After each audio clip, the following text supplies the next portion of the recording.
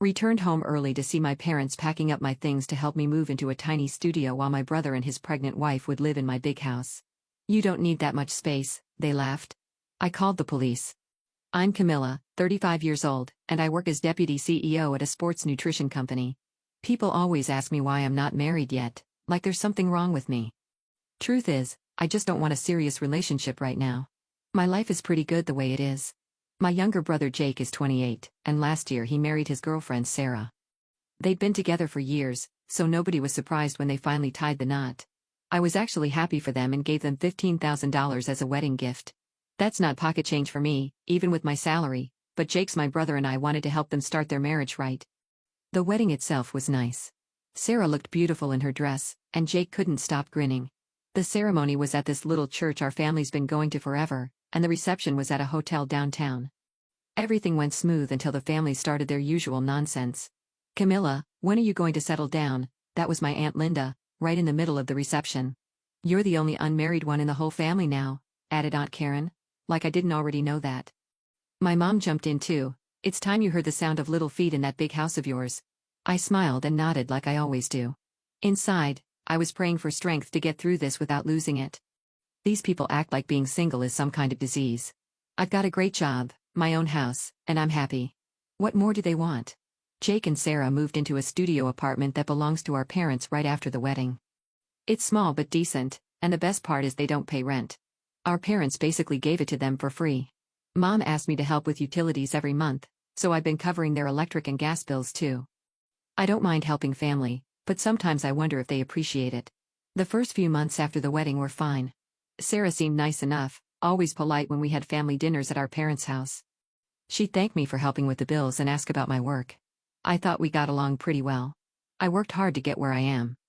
Started working at 16, went to college, then climbed the ladder at my company for 13 years. 3 years ago, I finally made deputy CEO. The salary is good, really good, and 2 years ago I bought my own house. It's big and comfortable, with 4 bedrooms, a nice kitchen, and a backyard. I earned every square foot of it. The house hunting took months. I looked at dozens of places before I found this one. It's in a good neighborhood, close to work, and it's exactly what I wanted. When I signed the papers, I felt like I'd really made it. This was my house, bought with my money, and nobody could take that away from me. I gave my parents a spare key when I first moved in. They helped me move some furniture, and I figured it was normal to let them have a key in case of emergencies. They're my parents, after all, I trusted them completely. Family dinners happen every Sunday at our parents' house. It's been a tradition since Jake and I were kids. We all sit around the same table where we used to eat breakfast before school. Mom makes pot roast or chicken, and we catch up on the week. Usually it's pleasant enough, just normal family stuff. But lately, something's been changing. Sarah's been making little comments during these dinners. Nothing too obvious, just hints here and there.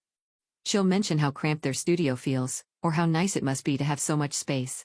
She never says my name, but everyone knows she's talking about me. "It's so unfair," she said last month, cutting her chicken. "Single people get these big houses while married couples squeeze into tiny apartments." My parents nodded along like she was making perfect sense. I pretended not to understand what she meant, but I knew exactly what she was doing. She was setting something up, and I didn't like where it was heading. The thing is, I don't think their apartment is that bad. Sure, it's small, but it's free. They're not paying rent or mortgage, just utilities that I help cover. Most couples their age would kill for that kind of deal. But Sarah acts like they're living in some kind of slum. I tried to ignore the comments at first. Family dynamics are complicated, and I didn't want to start drama over nothing. But the hints kept coming, getting less subtle each time. Sarah would sigh when she looked around their apartment, or make comments about how much room I must have for activities in my house. Jake started joining in too. He'd mention how they're thinking about kids someday, and kids need space. He'd look at me when he said it, like I was supposed to offer something. But I worked hard for my house, and I'm not about to feel guilty for having nice things. The worst part is how my parents react to all this. They nod and agree with everything Sarah says. They act like I'm being selfish just by existing in my own house. It's like they forget I'm the one who's been helping them financially for years. I pay for Jake's utilities. I helped with their wedding. I've loaned my parents money when they needed it. But somehow I'm the selfish one because I won't give up the house I worked 13 years to afford. The logic doesn't add up, but nobody seems to care about that. 3 months after those hints started, I noticed something different when I went to my parents' house for Sunday dinner. Everyone was acting weird. My parents kept exchanging these meaningful looks with Jake and Sarah, like they all shared some big secret. Sarah couldn't stop smiling.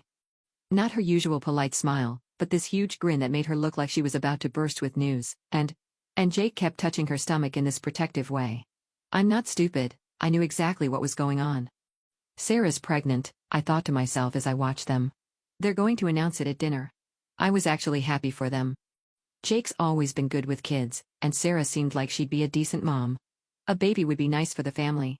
Maybe it would even stop all the comments about my single status, since they'd have other things to focus on. We all sat down at the dinner table like usual. Mom had made her famous pot roast, and the smell filled the whole house. But instead of digging in right away, Jake cleared his throat and asked for everyone's attention. Sarah and I have some news we want to share, he said, reaching for her hand. We're going to have a baby. My parents started crying happy tears, even though they obviously already knew.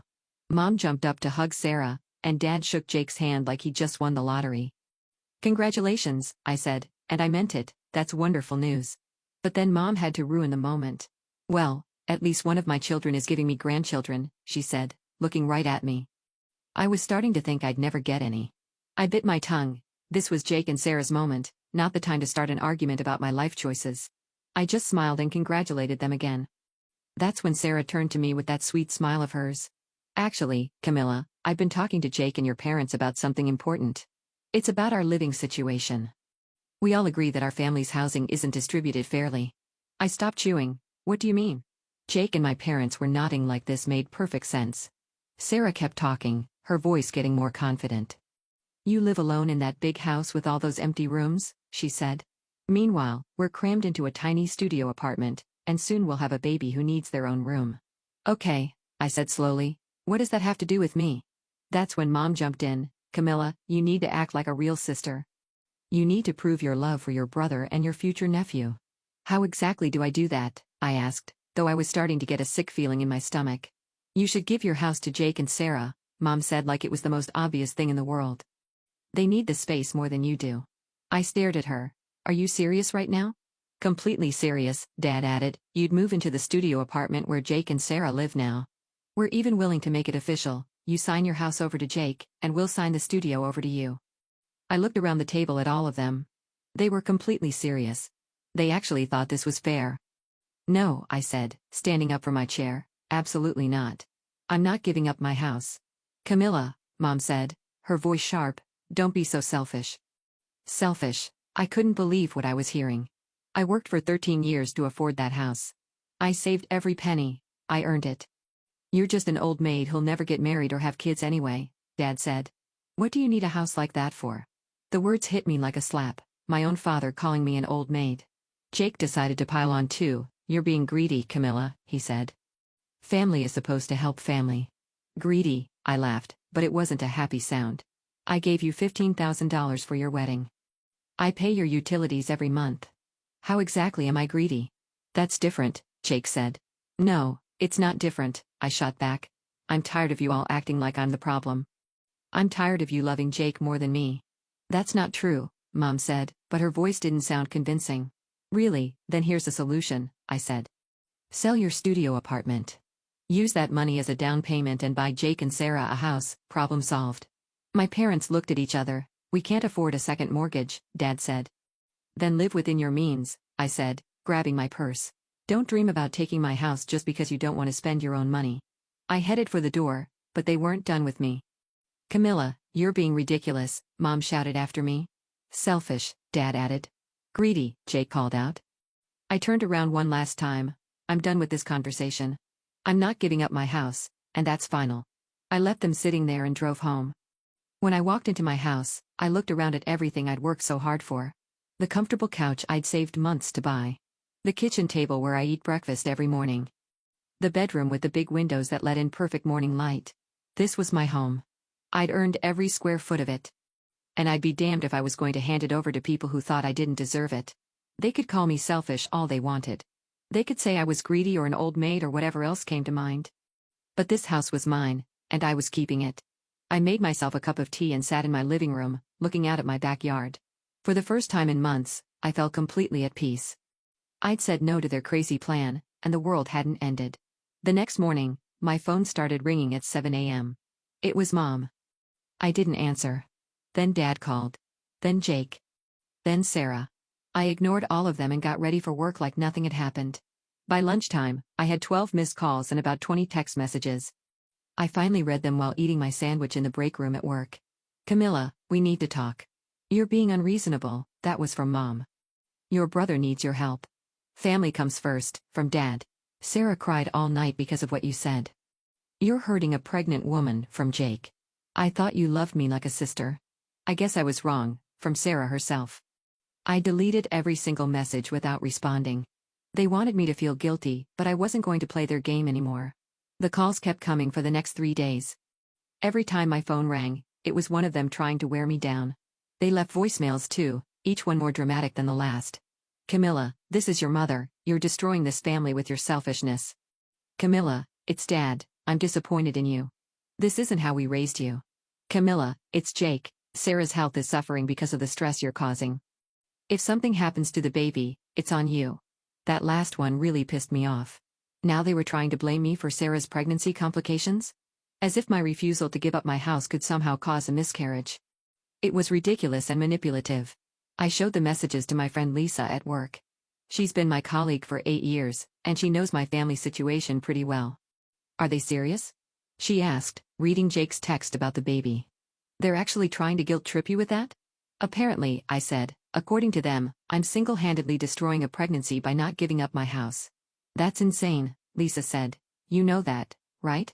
None of this is your fault.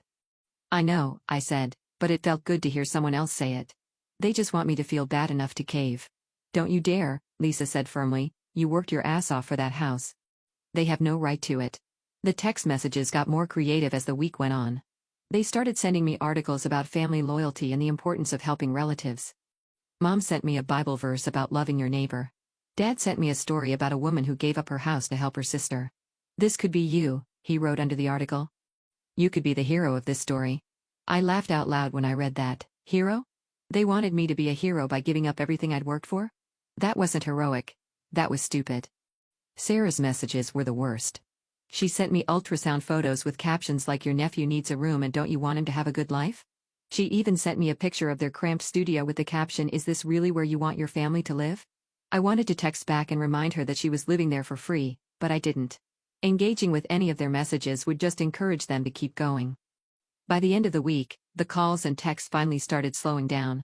I thought maybe they'd given up and accepted my decision. I should have known better. That Friday, I went to work as usual, but around noon I started feeling sick. I had a fever and a headache, and I felt like I'd been hit by a truck. I told my boss I wasn't feeling well and needed to go home early. Around 2 in the afternoon, I left the office and drove home. I pulled into my driveway and immediately noticed something was wrong. There was a big moving truck parked in front of my house with Murphy's Moving Service painted on the side. My parents' car was there too, parked right behind the truck. My heart started racing. What the hell was going on? I used my key to get into my own house, and I couldn't believe what I saw. My parents were inside, packing up my stuff. Mom was wrapping my dishes in newspaper, and Dad was taking books off my shelves and putting them in boxes. What the hell is going on here? I shouted. They both jumped like they'd been caught stealing, which I guess they had been. Oh, Camilla, Mom said, trying to sound casual, we thought you were at work. I asked you a question, I said, trying to keep my voice steady. What are you doing in my house? We're helping you move, Mom said like it was the most normal thing in the world. Jake and Sarah are moving in here, and you're moving to their studio apartment. I told you I wasn't doing that, I said, my voice getting louder. I told you a dozen times. We all decided you don't need this much space, Dad said, not even looking up from the books he was packing. It's not fair for you to have all this room when they're about to have a baby. I don't care what you decided, I said, this is my house. They just kept packing like I wasn't even there. Mom folded one of my sweaters and put it in a box. Dad wrapped up a picture frame and added it to his pile. Stop, I said, stop packing my things right now. Camilla, don't make this harder than it needs to be, Mom said. That's when I lost it. I went upstairs to my bedroom and called the police. I need to report a break-in, I told the dispatcher. People broke into my house and they're packing up my belongings. Are you in immediate danger? She asked. No, but they're stealing my stuff and they won't leave. We'll send someone right away. The police showed up 5 minutes later. 2 officers came to the door, and I explained the situation. My parents tried to act like this was all a misunderstanding. "Officer, this is our daughter," Dad said. "We're just helping her move." "Did she ask for your help?" the first officer asked. "Well, no, but..." "Ma'am," the officer said to me, "did you give them permission to be in your house?" "Absolutely not," I said. "I told them repeatedly that I'm not moving anywhere." The officers looked at each other, then at my parents. "Sir, ma'am, you need to come with us." "This is ridiculous," Mom shouted. "She's our daughter." "That doesn't give you the right to enter her home without permission," the second officer said. Mom started screaming, and Dad swung at the officers. They arrested my parents right there in my living room. I watched them led away while the moving truck guys stood around looking confused. "What about our stuff?" one of the movers asked. "Put everything back where you found it," I said. "And send the bill to whoever hired you." After everyone left, I sat in my kitchen and tried to process what had just happened. My own parents had broken into my house and tried to force me to move. They actually thought they could just decide what was best for me and make it happen. 2 hours later, my phone rang. It was Mom, calling from the police station. "Camilla, you need to drop these charges," she said. "We're your parents, we were just trying to help." "No," I said, "I'm done with all of you." "You can't be serious," she said. "I'm completely serious," I said, and hung up. The next morning, I went to the police station and decided not to drop the charges. My parents could deal with the consequences of their actions. I was done being their doormat. My parents made bail that evening and got out of jail. I wasn't surprised, they had money and no criminal record. What did surprise me was that they didn't call me right away. I thought they'd be furious and want to yell at me some more. Instead, I got a call from my grandmother the next morning. She sounded tired and stressed. "Camilla, your parents are very upset," she said. "They can't believe you actually had them arrested." "They broke into my house, Grandma," I said. "They were packing up my belongings without my permission." I know, she said. "And I told them you were right to keep your house." "But calling the police on your own parents? That's serious business. What was I supposed to do? Ask them nicely to stop stealing my stuff?" "I don't know," she admitted. "This whole situation is a mess. But you can't let this destroy your family." "I didn't destroy anything," I said. "They did this to themselves." Grandma sighed. "Maybe you're right. But they're still your parents." "Are they?" I asked, because parents are supposed to love and support their children. These people just want to use me. After I hung up with Grandma, I didn't hear from anyone for 3 days. The silence was actually nice. No angry calls, no guilt-tripping texts, no demands for my house. Just peace and quiet. But then I got a letter in the mail. It was from my mother, written in her careful handwriting on her fancy stationery. "Camilla," it said. "After much thought and discussion with your father and brother, we have decided to disown you. You are no longer our daughter. Your selfish actions have shown us that you care nothing for your family. You chose a house over your own flesh and blood. We will not be contacting you again, and we do not want you to contact us." It was signed former mother, instead of love, Mom. I read the letter twice, then put it down on my kitchen table. I waited to feel sad or hurt or angry. But instead, I felt relieved, actually relieved. They thought this letter would devastate me. They probably imagined me crying and begging them to take me back. But all I felt was freedom. I was finally free from their constant criticism, their endless demands, their manipulation. I made myself a cup of coffee and sat in my living room, looking around at my beautiful house. My house that I'd worked 13 years to afford. My house that I'd almost lost to their greed and entitlement. The next few weeks were the most peaceful I'd had in years. I went to work, came home to my quiet house, and did whatever I wanted. I didn't have to worry about Sunday dinners or family drama or anyone telling me I was selfish for living my own life. I heard through the grapevine that Jake and Sarah were still living in the studio apartment. My grandmother mentioned it during one of our phone calls. "They're managing," she said. "The baby's due in a few months, and they're getting by." "What about my parents?" I asked. "They're thinking about selling their house and the studio apartment," Grandma said. "They want to use the money to buy 2 places, one for themselves and one for Jake and Sarah." "They could have done that from the beginning," I said, "instead of trying to steal my house." "I think they just wanted to take advantage of you," Grandma said quietly. "They didn't think you'd fight back." Well, they were wrong. I found out later that my parents had been talking about this plan for months. They'd convinced themselves that I didn't deserve my house because I was single and didn't have kids. They figured I'd be too nice to refuse them, too desperate to keep the family together. They were wrong on both counts. The funny thing is, they could have asked me to help them buy Jake and Sarah a house. If they'd approached me like reasonable people, explained their situation, and asked for a loan or a gift, I might have considered it. I've always been generous with my family. But they didn't want to ask for help. They wanted to take what they thought I didn't deserve. They wanted to punish me for being successful and independent. 6 months later, I heard that they'd actually gone through with their plan. They sold both properties and bought 2 smaller places. Jake and Sarah got a 2-bedroom apartment, and my parents got a condo. Everyone was happy with their new living situations. I was happy too. I still lived in my beautiful house, the one I'd worked so hard for. I still had my job and my independence. And I didn't have to deal with people who thought I owed them everything I'd earned. Sometimes I miss having a family. I miss the idea of Sunday dinners and holiday gatherings.